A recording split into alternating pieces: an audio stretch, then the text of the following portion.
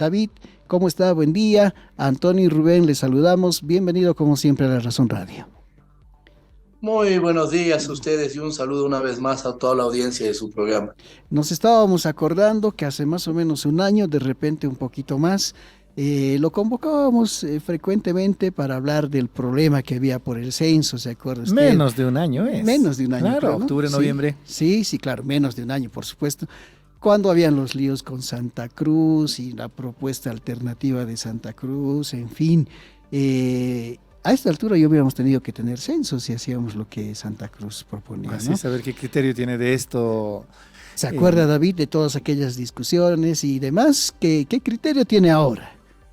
Bueno, claro que sí, ha sido una situación bastante compleja, un proceso de desestabilización donde supuestamente existía una alternativa técnica para que el censo se pueda realizar este año, pero las diferentes reuniones que se sostuvo, tal propuesta de la Universidad de Santa Cruz nunca existió, solamente era un instrumento de politización que venían manifestando las autoridades de esa universidad, ¿no? Sin embargo, a estas alturas ya se ha evidenciado todos los avances que ha tenido el Instituto Nacional de Estadística, se ha priorizado el trabajo técnico en lo que se refiere a la actualización cartográfica estadística. En este mes se va a culminar esa actividad que es una de las más importantes en cara de tener toda la información necesaria para el Día del Censo de Población y Vivienda en la gestión 2024,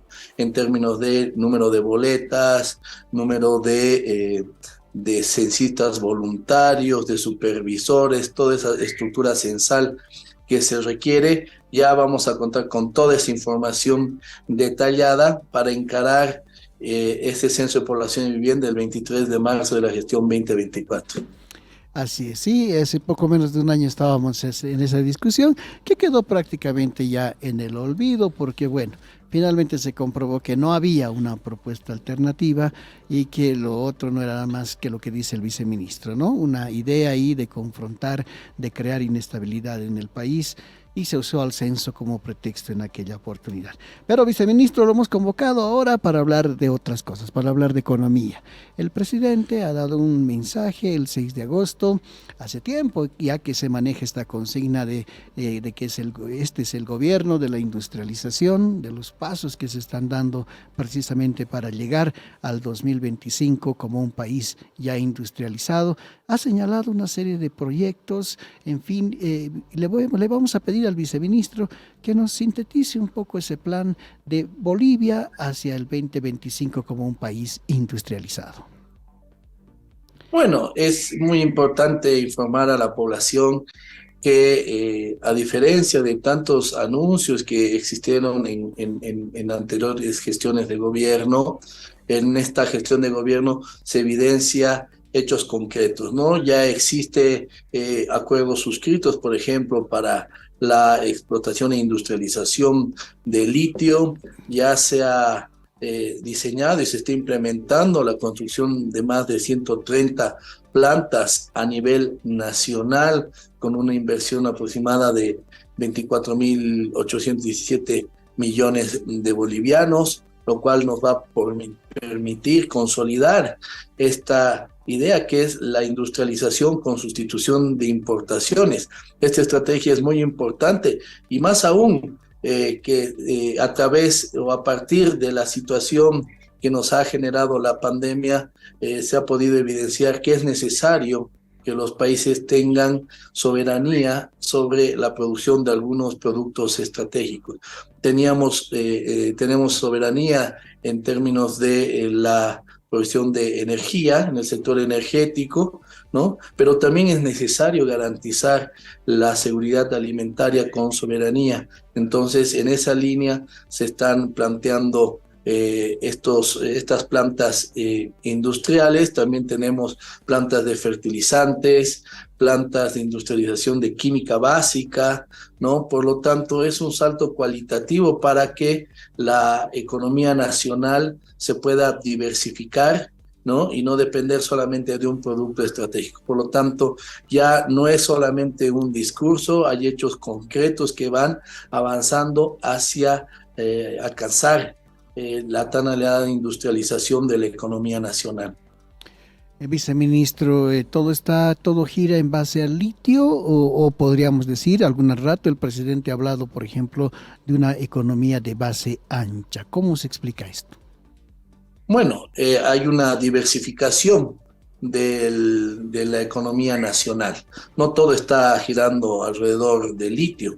Se tiene plantas industriales para minerales, evaporíticos, la química básica, cereales, aceites del sector pecuario y piscícola, agrícola, el tema del biodiesel, también se tiene más de 13 plantas fertilizantes, de industrialización de frutas, el tema de cerámica, vidrio, áridos, lácteos, café, ¿no? También una planta industrial de semillas. Por lo tanto, todas estas plantas ya que están consolidadas, ya tienen su presupuesto, ya tienen su diseño, se van a venir implementando en estas gestiones y ya van a entrar en producción y nos va a generar esa sustitución de importaciones que es muy importante para la economía nacional. Esto va a dinamizar la economía, va a generar empleo, va a ahorrar divisas, ¿no? Que es muy importante en esta coyuntura, ¿no? Viceministro, hemos escuchado al sector empresarial de La Paz, por ejemplo, hablar de este proyecto que también maneja el gobierno, que se llama Marcha al Norte, pero también hemos visto autoridades, a la ministra, por ejemplo, de la presidencia, al mismo presidente en Santa Cruz, acercándose al sector productivo, a los empresarios privados en Santa Cruz. ¿Cuál va a ser el rol del sector privado en este proceso? Bueno, es importante recordar, ¿no?, que en ningún momento ha habido una pugna con el sector privado, considerando de que cuando se asume el gobierno nacional se identifica de que es necesario reforzar el tema de la inversión pública y la inversión privada. Es por eso que en el análisis de la inversión privada se plantea un fideicomiso donde se constituye este crédito Sí Bolivia que tiene una tasa de interés del 0,5% anual con ciertos periodos de gracia. Por lo tanto, ese incentivo para que el sector privado pueda producir con miras de sustituir las importaciones es un fomento muy importante. De la misma manera, se ha planteado políticas, por ejemplo, para eliminar los aranceles para la importación de algunos insumos necesarios para reactivar el aparato productivo del sector privado, ¿no? En términos de importación de maquinaria, equipo e insumos, ¿no? Entonces, ha sido muy importante y se ha tenido éxito en la implementación de esas políticas, por eso que indicadores como la balanza comercial, donde en la gestión 2015-2019 se tenía un déficit comercial, en la gestión 2021-2022 en promedio se ha alcanzado un superávit comercial de más de $1.000 millones. Por lo tanto, esa reversión de la balanza comercial responde a todas estas medidas de política económica. Eso por el lado del análisis de la inversión privada. Por el lado de la inversión pública, el gobierno nacional no solamente ha fortalecido la inversión pública del nivel central del Estado, sino ha colaborado a la inversión pública de los niveles subnacionales, a partir de la constitución de un fideicomiso, el FARIP, que colaboraba a aquellos municipios que no podían culminar sus proyectos, que debido a la situación de pandemia y las malas decisiones económicas paralizaron las obras. Ese fideicomiso pudo colaborar en la culminación y la reactivación de esos proyectos municipales. De la misma manera, se constituyó un fondo concursable, el FOSIP, donde los diferentes municipios presentaron sus proyectos con miras a tener emprendimientos productivos con miras a la sustitución de importaciones. Entonces, por ese lado también se ha fomentado la inversión pública en los niveles subnacionales, porque en el marco del modelo económico, social, comunitario productivo, el vector de inversión es muy importante para generar ese crecimiento con justicia social. Ahora, viceministro, es evidente también que hay algunos problemas puntuales, ¿cierto? Pero problemas que tiene la economía. El caso, por ejemplo, de los dólares, que en su momento ha sido un poco crítico, que creo que ya se está superando según los reportes del Banco Central, pero también otros problemas mucho más profundos, estructurales, diría yo, como el contrabando. En este momento, por ejemplo, entendemos hay una lucha por el contrabando de diésel, pero también productos y alimentos que se estarían sacando del país en desmedro de nuestro mercado. ¿Cómo se ha pensado encarar estos problemas, viceministro? Bueno, el tema de los dólares, hay que recordar de que ha emergido de una situación excepcional.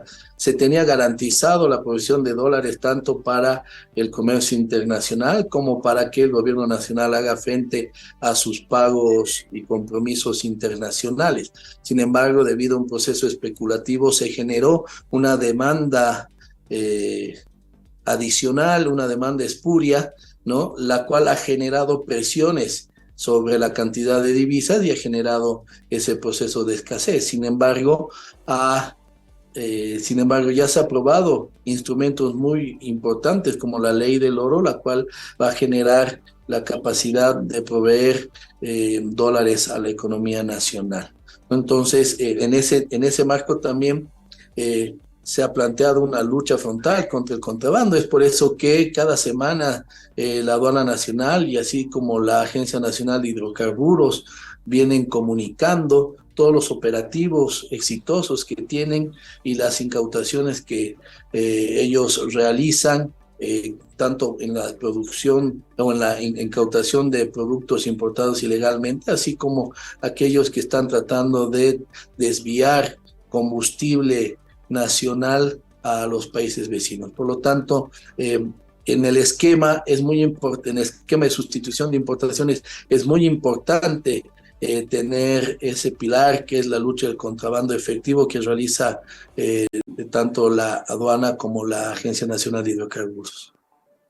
En síntesis, viceministro, ¿cómo podríamos resumir el estadio actual de la economía en el país, tomando en cuenta todos estos factores de los que estamos hablando?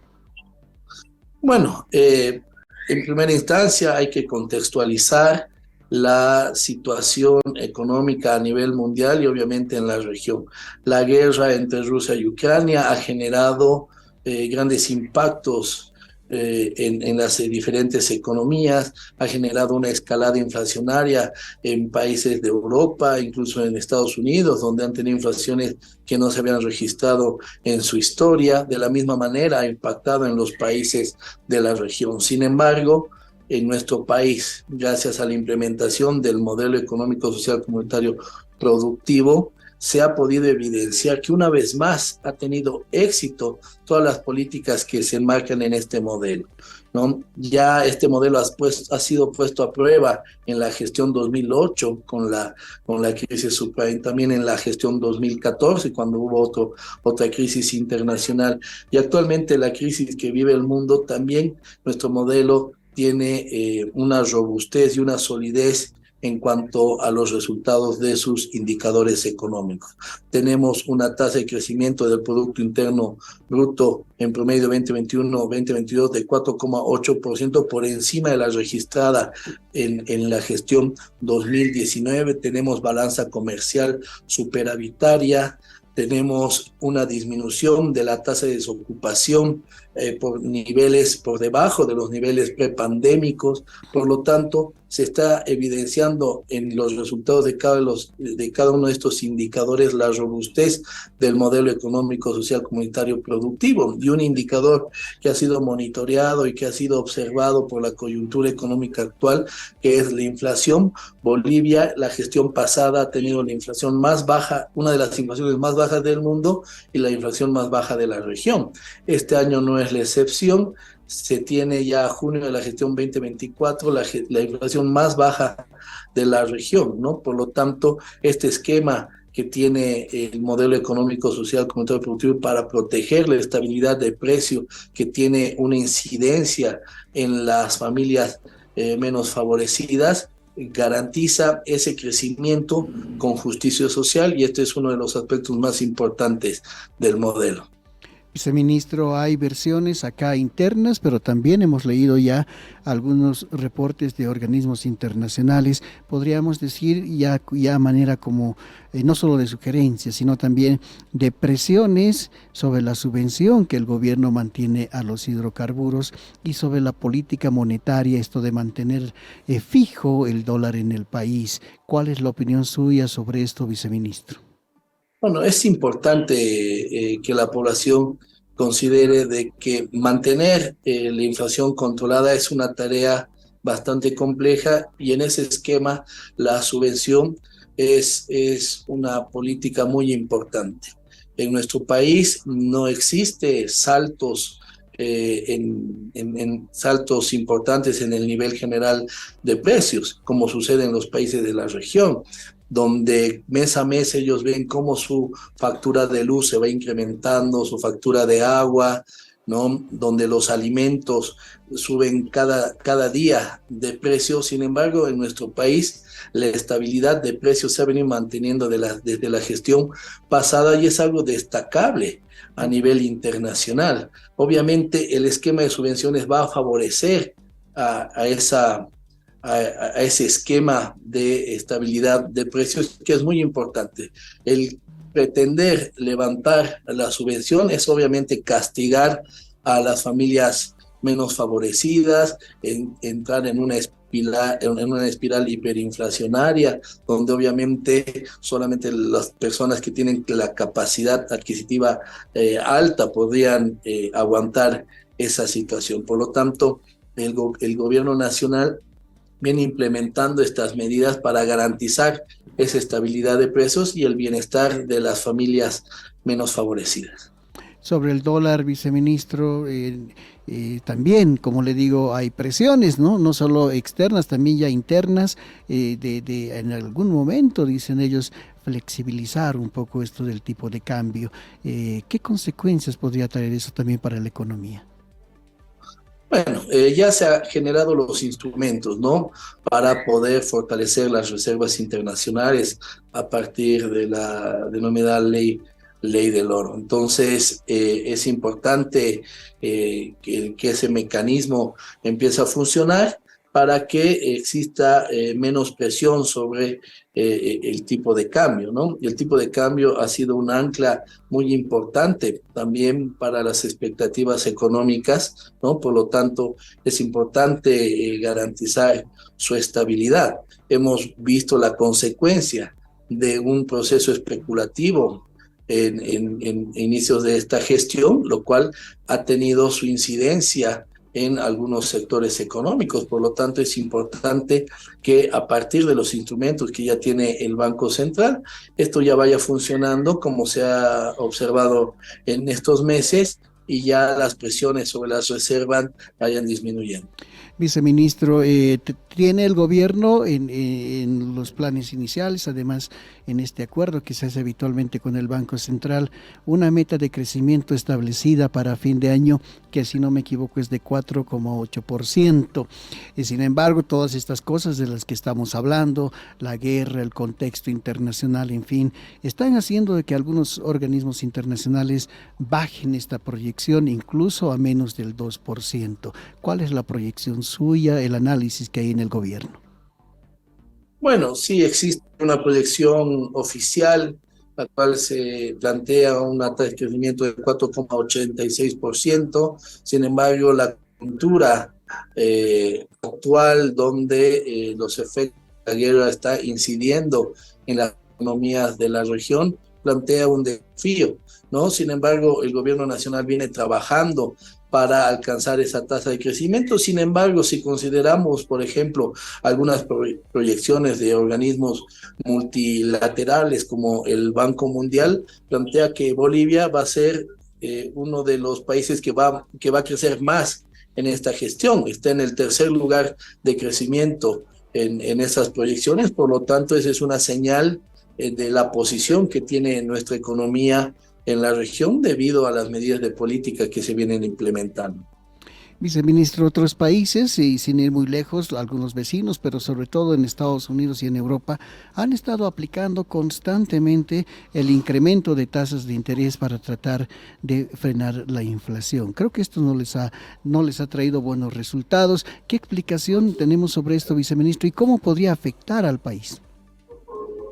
Bueno, el incremento de la tasa de interés es una medida ortodoxa, ¿no? Para luchar contra la inflación. Sin embargo, eso no ha tenido resultados, se ha evidenciado en estos países. Por lo tanto, el esquema que tiene el gobierno nacional para luchar contra la inflación, sin embargo, está teniendo bastante éxito, ¿no? Ese esquema que tanto están criticando algunos pseudoanalistas en contra de la subvención es el que mantiene esa estabilidad de precios.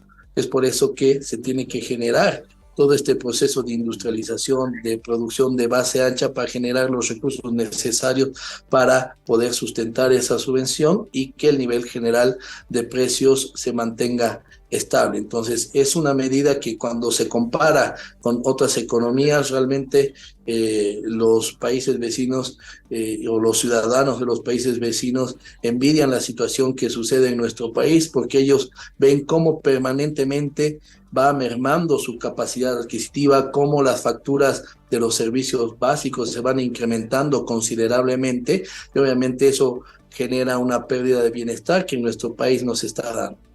Viceministro, ¿cuál es el estado actual del déficit fiscal? ¿Cómo se está manejando? En algún momento también había habido y había preocupación sobre este índice. ¿Cómo se lo está manejando? ¿Cuál es el estado actual? Bueno, es importante mencionar de que en la gestión 2020 se tenía un déficit fiscal de menos 12,7% del Producto Interno Bruto, ¿no? Sin embargo, se ha ido disminuyendo este indicador que nos refleja la optimización del gasto que viene planteando el gobierno nacional. En la gestión 2021 se redujo de 12,7 a 9,3, en la gestión 2022 a 7,1. Por lo tanto, ahí se demuestra todo este proceso de optimización del gasto que se tiene en el gobierno nacional, lo cual nos ayuda a tener unas finanzas públicas saludables, ¿no? Y con los indicadores de crecimiento, obviamente se tiene una proyección bastante positiva de la situación económica de nuestro país. Finalmente, viceministro, con todos estos datos que hemos manejado, el análisis suyo y todo, ¿cuáles son las perspectivas para este año? Supongamos que estamos muy cerca del de finalizar este 2023. ¿Cómo cree que nos va a ir, viceministro?